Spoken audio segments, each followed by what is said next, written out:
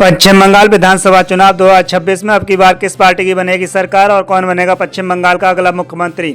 आज हम आपके बीच लेकर पहुंचे हैं पश्चिम बंगाल की 294 विधानसभा सीटों का सबसे ताजा और सटीक ओपिनियन पोल सर्वे, जिसके नतीजे आपको भी चौंका सकते हैं। पश्चिम बंगाल विधानसभा चुनाव की तारीखों का ऐलान हो चुका है। पश्चिम बंगाल विधानसभा चुनाव को लेकर जहां एक तरफ बीजेपी का एनडीए गठबंधन है, जो कई राज्यों में चुनाव जीतने के बाद पश्चिम बंगाल में 2026 में होने जा रहे विधानसभा चुनाव में अपनी जीत हासिल करने की दावेदारी पक्की कर रहा है, तो वहीं दूसरी ओर सत्ताधारी पार्टी ममता बनर्जी की टीएमसी पार्टी सत्ता में वापसी करने का दावा कर रही है। तो आइए इस ओपिनियन पोल सर्वे के जरिए जानते हैं कौन बनेगा जनता की पहली पसंद और किसकी रणनीति पड़ेगी भारी। राज्य की राजनीति में इस समय सत्ता की लड़ाई बेहद तेज हो चुकी है। 2026 के विधानसभा चुनाव को लेकर ममता बनर्जी और पूरा विपक्ष लगातार हमलावर दिखाई दे रहा है, तो वहीं भाजपा और केंद्र सरकार के समर्थक बंगाल में अपनी पकड़ मजबूत करने में जुटे हैं। ओपिनियन पोल के शुरुआती संकेत बता रहे हैं कि मुकाबला बेहद कड़ा होने वाला है। तो आइए जानते हैं जिलेवार किस पार्टी को कितनी सीटें मिलने का अनुमान है। तो सबसे पहले जिले की बात करते हैं, तो सबसे पहला जिला आता है पश्चिम बंगाल का हुगली। हुगली जिले में विधानसभा की 18 सीटें आती हैं। इन 18 सीटों के ओपिनियन पोल सर्वे की अगर बात करें तो यहाँ पर टीएमसी पार्टी को 7 सीटों की बढ़त मिलने का अनुमान है। तो वहीं बीजेपी की अगर बात की जाए तो 18 सीटों में से बीजेपी पार्टी के खाते में 10 सीटें जाने का अनुमान है। वहीं कांग्रेस पार्टी को यहाँ पर 18 सीटों में से 1 सीट की बढ़त मिलने का अनुमान है। अन्य पार्टियों की अगर बात की जाए तो हुगली जिले में अन्य पार्टियों के खाते में कोई भी सीट जाती हुई नजर नहीं आ रही है।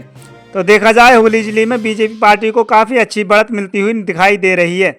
इसी के साथ बात करते हैं अगले जिले की, तो अगला जिला आता है पश्चिम बंगाल का पूर्वी बर्धमान।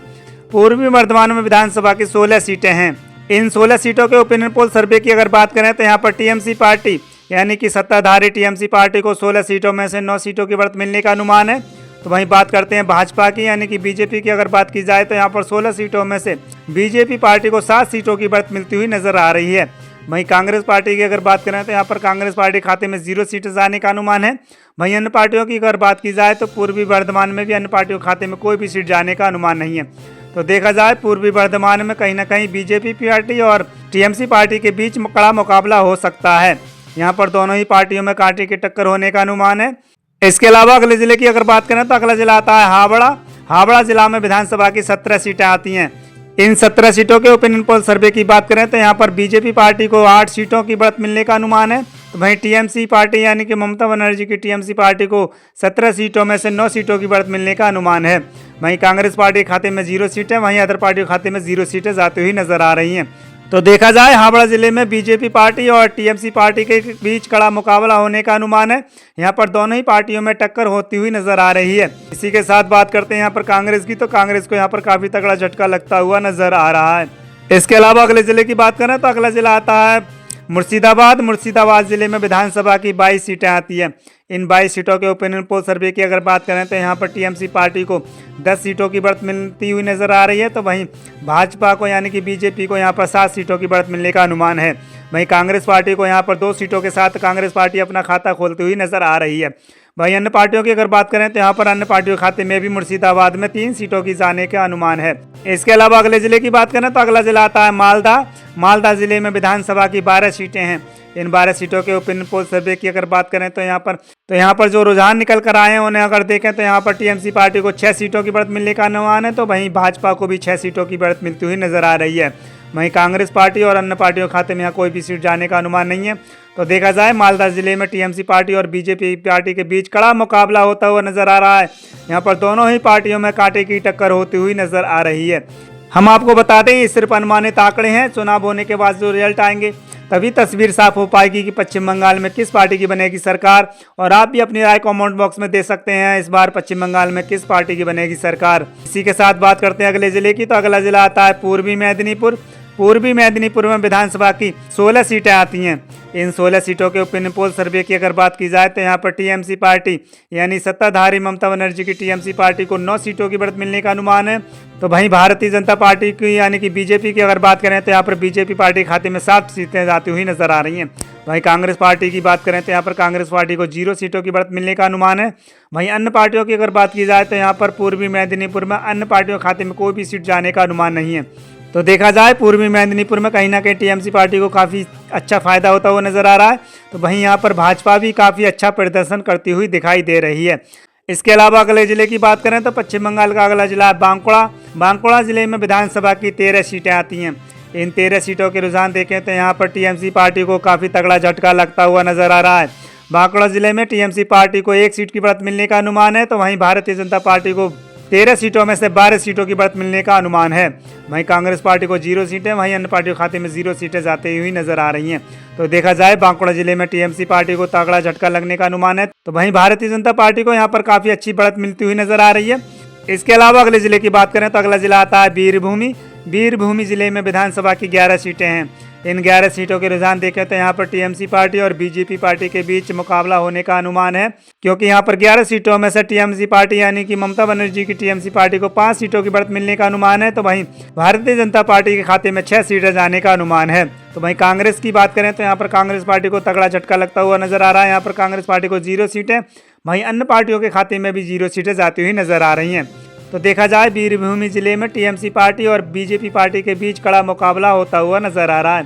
तो इसी के साथ पश्चिम बंगाल की 125 सीटों के ओपिनियन पोल सर्वे में जो रुझान निकल कर आए हैं, उन्हें अगर देखें तो यहाँ पर टीएमसी पार्टी को 56 सीटों की बढ़त मिलने का अनुमान है, तो वहीं भारतीय जनता पार्टी को 125 सीटों में से 63 सीटों की बढ़त मिलने का अनुमान है। वहीं कांग्रेस की बात करें तो कांग्रेस पार्टी को 3 सीटों की बढ़त मिलने का अनुमान है, वहीं अन्य पार्टियों के खाते में भी 3 सीटें जाने का अनुमान है। इसके अलावा अगले जिले की बात करें तो अगला जिला आता है पश्चिमी मेदिनीपुर। पश्चिमी मेदिनीपुर में विधानसभा की 15 सीटें आती हैं। इन 15 सीटों के ओपिनियन पोल सर्वे की बात करें तो यहाँ पर टीएमसी पार्टी को 4 सीटों की बढ़त मिलने का अनुमान है, तो वहीं भारतीय जनता पार्टी की बात करें तो यहाँ पर 15 सीटों में से भारतीय जनता पार्टी खाते में 10 सीटें जाने का अनुमान है। वहीं कांग्रेस की बात करें तो यहाँ पर कांग्रेस पार्टी को 1 सीट की बढ़त मिलती हुई नजर आ रही है। वहीं अन्य पार्टियों की अगर बात की जाए तो यहाँ पर अन्य पार्टियों के खाते में कोई भी सीट जाने का अनुमान नहीं है। तो देखा जाए पश्चिमी मेदिनीपुर में कहीं ना कहीं बीजेपी पार्टी को काफी अच्छा फायदा होता हुआ नजर आ रहा है। इसी के साथ अगले जिले की बात करते हैं तो अगला जिला आता है पुरुलिया। पुरुलिया जिले में विधानसभा की 9 सीटें हैं। इन 9 सीटों के ओपिनियन पोल सर्वे की अगर बात करें तो यहाँ पर भारतीय जनता पार्टी को 8 सीटों की बढ़त मिलने का अनुमान है, तो वहीं टीएमसी की अगर बात की जाए तो पुरुलिया जिले में टीएमसी पार्टी को 1 सीट की बढ़त मिलती हुई नजर आ रही है। वहीं कांग्रेस पार्टी को 0 सीट है, वहीं अन्य पार्टियों को भी 0 सीटों की बढ़त मिलने का अनुमान है। तो देखा जाए पुरुलिया जिले में टीएमसी पार्टी को तगड़ा झटका लगता हुआ नजर आ रहा है। यहाँ पर भारतीय जनता पार्टी को काफी अच्छी बढ़त मिलने का अनुमान है। इसके अलावा अगले जिले की बात करें तो अगला जिला आता है नादिया। नादिया जिले में विधानसभा की 15 सीटें आती हैं। इन 15 सीटों के ओपिनियन पोल सर्वे की अगर बात करें तो यहाँ पर 15 सीटों में से टीएमसी पार्टी को 5 सीटों की बढ़त मिलने का अनुमान है, तो वहीं भारतीय जनता पार्टी की बात की जाए तो यहाँ पर नरेंद्र मोदी जी की भारतीय जनता पार्टी को 10 सीटों की बढ़त मिलती हुई नजर आ रही है, तो वहीं कांग्रेस पार्टी यानी कि कांग्रेस पार्टी को यहाँ पर 15 सीटों में से 0 सीटों की बढ़त मिलने का अनुमान है। वहीं अदर पार्टियों की बात करें तो यहाँ पर नादिया जिले में अन्य पार्टियों के खाते में कोई भी सीट जाने का अनुमान नहीं है। तो देखा जाए यहाँ पर नादिया जिले में भाजपा पार्टी को काफ़ी अच्छा फायदा होता हुआ नजर आ रहा है। यहाँ पर भारतीय जनता पार्टी काफ़ी अच्छी बढ़त बनाती हुई नजर आ रही है। वहीं बात करें यहाँ पर टीएमसी की तो टीएमसी भी यहाँ पर 5 सीटों के साथ अपनी मौजूदगी दर्ज करती हुई नजर आ रही है। इसी के साथ बात करते हैं अगले जिले की, तो अगला जिला आता है उत्तर दिनाजपुर। उत्तर दिनाजपुर में विधानसभा की 9 सीटें आती हैं। इन 9 सीटों के ओपिनियन पोल सर्वे की अगर बात करें तो यहाँ पर टीएमसी पार्टी को 5 सीटों की बढ़त मिलने का अनुमान है, तो वहीं भारतीय जनता पार्टी को यहाँ पर 2 सीटों की बढ़त मिलती हुई नजर आ रही है। वहीं कांग्रेस पार्टी की अगर बात की जाए तो उत्तर दिनाजपुर में कांग्रेस पार्टी को 1 सीट की बढ़त मिलने का अनुमान है। वहीं अन्य पार्टियों की अगर बात करें तो यहाँ पर अन्य पार्टियों के खाते में 1 सीट जाने का अनुमान है। तो देखा जाए यहाँ पर भी टीएमसी पार्टी को काफ़ी अच्छा फायदा होता हुआ नजर आ रहा है। इसी के साथ बात करते हैं अगले जिले की, तो अगला जिला है दार्जिलिंग। दार्जिलिंग जिले में विधानसभा की 5 सीटें आती हैं। इन 5 सीटों के ओपिनियन पोल सर्वे की अगर बात करें तो यहाँ पर टीएमसी पार्टी को 5 सीटों में से 1 सीट की बढ़त मिलने का अनुमान है, तो वहीं भारतीय जनता पार्टी यानी कि बीजेपी की अगर बात की जाए तो यहाँ पर बीजेपी पार्टी खाते में 4 सीटें जाने का अनुमान है। वहीं कांग्रेस की बात करें तो यहाँ पर कांग्रेस पार्टी खाते में 0 सीटें जाने का अनुमान है, वहीं अन्य पार्टियों खाते में 0 सीटें जाती हुई नजर आ रही हैं। तो देखा जाए यहाँ पर दार्जिलिंग जिले में भी कहीं ना कहीं बीजेपी पार्टी को काफ़ी अच्छा फायदा होता हुआ नजर आ रहा है। इसके अलावा अगले जिले की बात करते हैं तो अगला जिला आता है कोलकाता। कोलकाता में विधानसभा की 11 सीटें हैं। इन 11 सीटों की अगर बात करें तो यहाँ पर टीएमसी पार्टी को 11 सीटों में से 4 सीटों की बढ़त मिलने का अनुमान है, तो वहीं भारतीय जनता पार्टी यानी कि बीजेपी को भी 11 सीटों में से 7 सीटों की बढ़त मिलती हुई नजर आ रही है।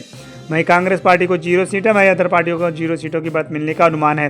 तो देखा जाए कोलकाता में कहीं ना कहीं बीजेपी पार्टी को काफ़ी अच्छा फायदा होता हुआ नजर आ रहा है। इसके अलावा अगले जिले की बात करते हैं तो अगला जिला है उत्तर 24 परगना। उत्तर 24 परगना में विधानसभा की 33 सीटें हैं। इन 33 सीटों के रुझान देखें तो यहाँ पर टीएमसी पार्टी को 14 सीटों की बढ़त मिलने का अनुमान है, तो वहीं भारतीय जनता पार्टी यानी कि बीजेपी को यहाँ पर 12 सीटों की बढ़त मिलती हुई नजर आ रही है। वहीं कांग्रेस पार्टी को यहाँ पर 5 सीटों की बढ़त मिलने का अनुमान है। अन्य पार्टियों की अगर बात की जाए तो उत्तर 24 परगना में अन्य पार्टियों के खाते में 2 सीटें जाने का अनुमान है। तो देखा जाए यहाँ पर टीएमसी पार्टी और बीजेपी के बीच मुकाबला हो सकता है। वहीं बात करते हैं कांग्रेस की, तो यहाँ पर कांग्रेस भी अपनी 5 सीटों के साथ मौजूदगी दर्ज करती हुई नजर आ रही है। इसी के साथ बात करते हैं अगले जिले की, तो अगला जिला आता है दक्षिण 24 परगना। दक्षिण 24 परगना में विधानसभा की 31 सीटें हैं।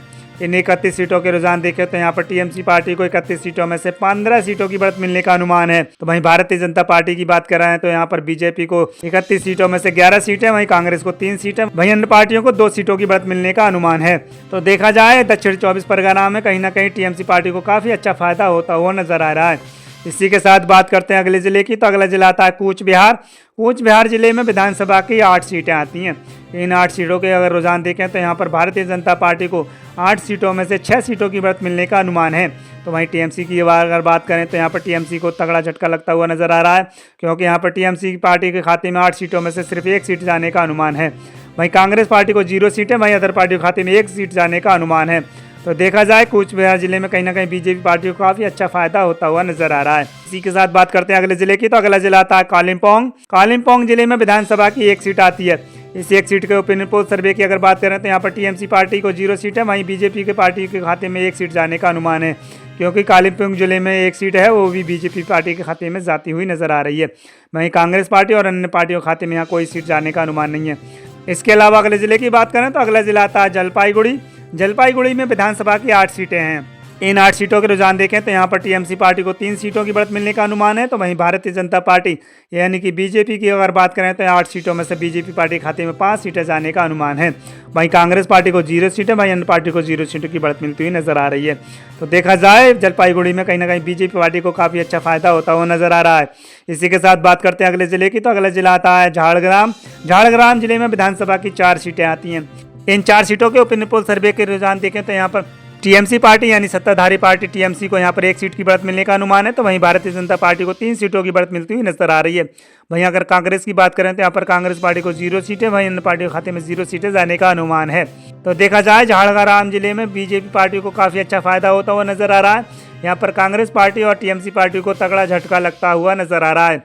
तो इसी के साथ पश्चिम बंगाल की 294 सीटों में से 274 सीटों के ओपिनियन पोल सर्वे में जो अनुमानित आंकड़े निकल कर आए हैं उन्हें अगर देखें तो यहाँ पर भारतीय जनता पार्टी को 274 सीटों में से 153 सीटों की बढ़त मिलने का अनुमान है। तो वहीं सत्ताधारी पार्टी टीएमसी को यहाँ पर 111 सीटों की बढ़त मिलती हुई नजर आ रही है। तो वहीं बात करें यहाँ पर कांग्रेस पार्टी की, तो यहाँ पर कांग्रेस पार्टी खाते में 12 सीटें जाने का अनुमान है। अन्य पार्टियों की अगर बात करें तो यहाँ पर 274 सीटों में से अन्य पार्टियों खाते में 9 सीटें जाने का अनुमान है। हम आपको बता दें ये सिर्फ अनुमानित आंकड़े हैं। चुनाव होने के बाद जो रिजल्ट आएंगे तभी तस्वीर साफ हो पाएगी पश्चिम बंगाल में किस पार्टी को कितनी सीटें मिलेंगी, और ये हमारे अनुमानित आंकड़े चुनाव होने के बाद जो रिजल्ट आएंगे उनसे भिन्न भी हो सकते हैं। तो इसी के साथ अगले जिले की बात करते हैं, तो अगला जिला आता है दक्षिण दिनाजपुर। दक्षिण दिनाजपुर में विधानसभा की 6 सीटें आती हैं। इन 6 सीटों के ओपिनियन पोल सर्वे की बात करें तो यहाँ पर टीएमसी पार्टी को 3 सीटों की बढ़त मिलने का अनुमान है। तो वहीं भारतीय जनता पार्टी को 3 सीटों की बढ़त मिलती हुई नजर आ रही है। वहीं कांग्रेस पार्टी को 0 सीटें, वहीं अन्य पार्टी खाते में 0 सीटें जाने का अनुमान है।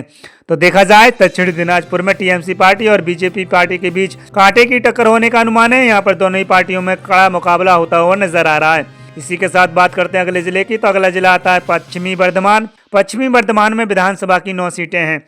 इन 9 सीटों के रुझान देखें तो यहाँ पर टीएमसी पार्टी यानी कि सत्ताधारी पार्टी टीएमसी को 4 सीटों की बढ़त मिलने का अनुमान है। तो वहीं भारतीय जनता पार्टी को 5 सीटों की बढ़त मिलती हुई नजर आ रही है। वहीं कांग्रेस पार्टी की अगर बात की जाए तो यहाँ पर कांग्रेस पार्टी खाते में कोई भी सीट जाने का अनुमान नहीं है।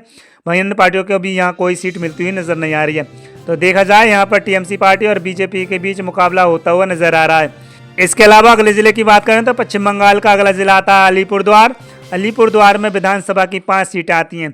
इन 5 सीटों के ओपिनियन पोल सर्वे की अगर बात करें तो यहाँ पर टीएमसी पार्टी को 4 सीटों की बढ़त मिलने का अनुमान है। तो वहीं भारतीय जनता पार्टी को 1 सीट की बढ़त मिलती हुई नजर आ रही है। वहीं कांग्रेस की अगर बात करें तो यहाँ पर कांग्रेस पार्टी खाते में 0 सीटें, वहीं अन्य पार्टी खाते में 0 सीटें जाने का अनुमान है। तो देखा जाए अलीपुरद्वार में टीएमसी पार्टी को काफी अच्छा फायदा होता हुआ नजर आ रहा है।